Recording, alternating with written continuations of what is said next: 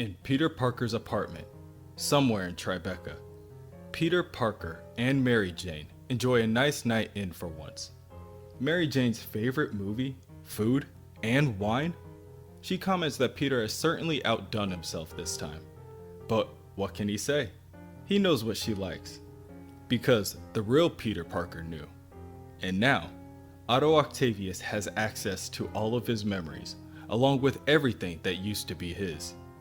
His amazing powers, the young, virile body, and soon, he will have something from Mary Jane that the real Peter Parker hasn't had in a long time. Face it, Tiger, you hit the jackpot. Otto just wants to hear those words one time.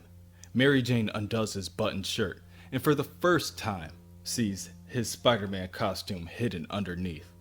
She claims that she has no idea and asks Peter to explain himself. This unforeseen outcome frustrates Otto and he demands an explanation as well. Mary Jane has known about Peter's secret for years. How is this getting in the way of things? With his tempered rage, Otto did not think to access Peter's memories. Only then would he have known that Peter made deals with both Mephisto and Doctor Strange to secure his secret identity from the world once again. However, if he were to verbally admit that he were Spider-Man, then the person he would be speaking to would not only remember that, but all of their connected memories from before. Suddenly, an alarm goes off and Otto springs to his feet. He previously set an alarm to sound the second there was any news about Dr. Octopus. Otto jumps to his laptop and clicks on the first news site he sees and learns that Dr. Octopus had just escaped from prison. Otto thinks to himself, how did he do it? Peter Parker is stuck in his old body, crippled, dying, with only hours left to live. With no other choice, Otto rushes out of his apartment into John F. Kennedy Airport. He rushes to the ticket clerk and asks for a one-day round-trip ticket to Belgium. The clerk peers at Otto. With a schedule like that, he will spend most of his time in the air. But Otto is aware. The flight is about 15 hours long. For him, that's nothing. For some people, however, he understands it could be a lifetime. Elsewhere, within one of Dr. Octopus's secret layers, Peter Parker slowly regains consciousness. Dr. Octopus mind-swiped him into his dying body, and the only reason he's not rotting away in prison is because he used one of Dr. Octopus's escape plans and hired Scorpion, Hydro Man, and the Trapster to break him out. The Trapster continues tinkering with Peter's life support system, and Peter luckily catches a missed calculation by the fool. It should have been him doing the calculations, not Trapster. He's only good for glue guns and jetpacks. This is his life on the line, after all. Peter finishes the last-minute fixes to the Trapster's calculations and tells him to turn on the machine. The Trapster mistakenly pulls the wrong switch, and Peter decides that it will be easier done himself and reaches out one of his arms to the machine. However, when he turns it on, it sends a powerful electric current through his body, causing him to let out a blood-curdling scream in pain. Peter's last memory is watching all three of his new henchmen stare on in confusion and worry as everything is painted to white. And suddenly, Peter's home. Forest Hills, Ingram Street, but like he's never seen before. Porch swings, blue skies, trees bursting with leaves as far as the eye can see.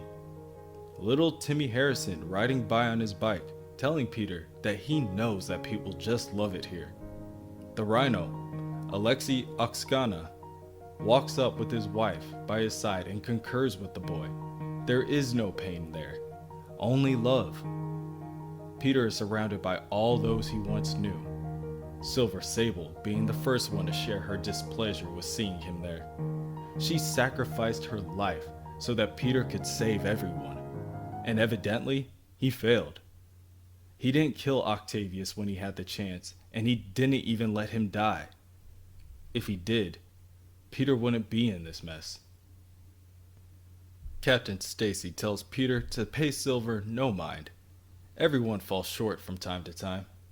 The important thing is that Peter never faltered. That's all that really matters. Besides, Gwen says with a kiss on the cheek, everything worked out in the end anyway. They all get to be together. He sees Martha Jameson, one of his self-proclaimed biggest failures, and he sees his parents. They've been watching him, all of his accomplishments, and look at him, a scientist, like he always dreamed. They couldn't be prouder. But then, one more voice calls out, telling Peter's parents to give it a rest. They're gonna spoil the boy. Uncle Ben approaches and tells Peter that it may be sad, but he can't stay. He has to go. But it isn't for a lack of trying. He tells Peter that he has more than earned his rest. In any other time, he would have earned his uncle's blessing. But Peter can't just leave a man like Otto Octavius running around as Spider-Man, or as Peter Parker.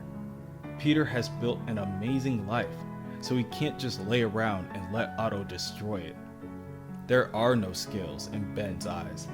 When this is over, then Peter can rest. Someone else can be Spider-Man. Until then, Peter has one last thing to do. Peter wakes up and tells his henchmen that there isn't a moment to waste. They have work to do. The others are a little apprehensive at the doctor's sudden burst of life. He was technically dead for 3 minutes after all. They all tell Peter that it may be in his best interest to lay down for a bit, but he cannot. Peter slips on his lab coat and a helmet and decides to take inventory. He's got bad guys, Doc Ock's arsenal, and his superhuman brain in his rapidly failing body. Oh, and a plan. He's got one hell of a plan. They're going to the authorities.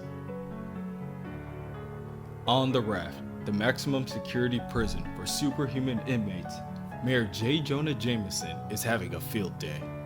2 escaped prisoners, Octavius and Morbius? Well, no matter, as long as it wasn't that bastard Alistair Smythe.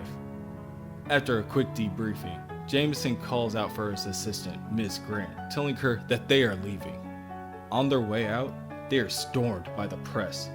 Jameson tries to shoo them away like the flies they are. Parasites, the lot of them. Yes, he spent a number of years in the press as well, but that is when it was a bastion of integrity. The press weighs on Jameson's patience, and he snaps with very little provocation. Jameson wants it on record that he doesn't care if Dr. Octopus has 6 seconds to live. When it comes to a crazy crockpot like Doc, he will throw everything the city's got at him. Mark his words. Octavius, that madman, will breathe his last breath behind bars. To him, Octavius is nothing more than a blueberry, a bespectacled buffoon. Jay demands any one of the press to speak up and name one thing that Octavius has actually accomplished, one master plan the impotent imbecile ever pulled off. He knows it, they know it, everyone knows it. His entire life on Earth, Otto Octavius has only been one thing: a loser. Elsewhere, within the 18th District Police Precinct, Dr. Octopus, the Scorpion, and Hydro Man attack.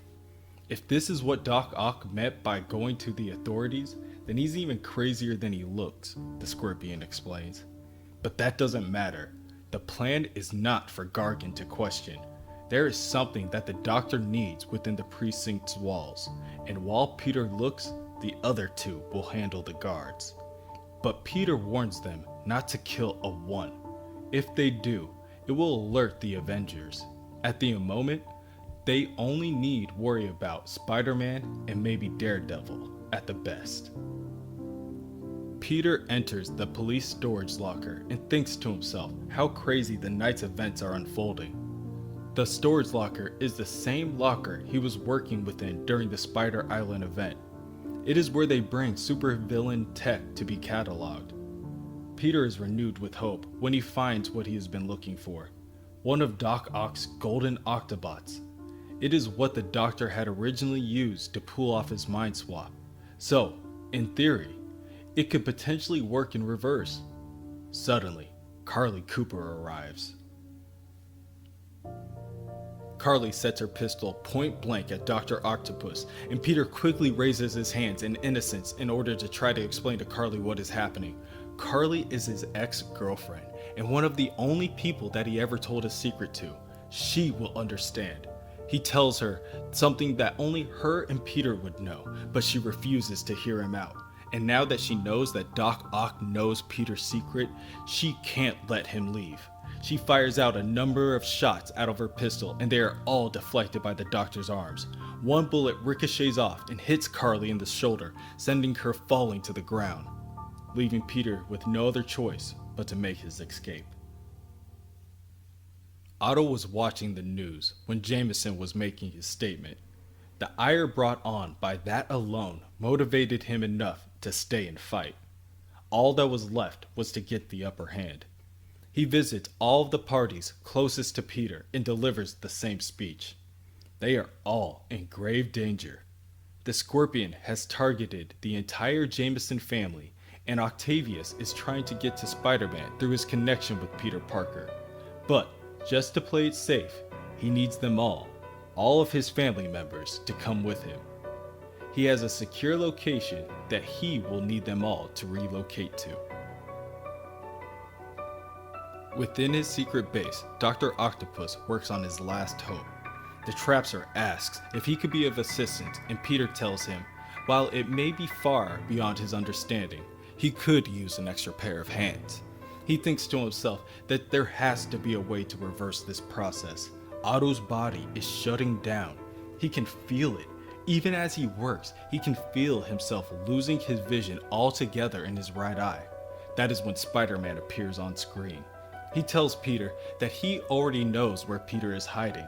It is almost too simple to narrow it down and break into his comm system. Think about it. This time, Spider-Man has outthought the Doctor at every turn. This time, the Doctor won't be able to threaten any one of Spider-Man's loved ones because they're all safe with him. And there is no way that Dr. Octopus will ever find them. But before he dies, Spider-Man has left him with a gift. He hacked the secret base's self-destruct device. Peter victoriously lifts up the device and boasts to Spidey that two can play at that game. Spider-Man sighs and commends Dr. Octopus, telling him that he also has a new trick. He told the police about the location of Ock's secret headquarters. It's a complex under the garbage landfill in Staten Island. Shortly after, Air Patrol arrives equipped with Spider Slayer robots and explosive arsenals, as countless patrol units prepare to fire down on Dr. Octopus's base. Spider-Man tells him that it looks like he's playing by a whole new set of rules now.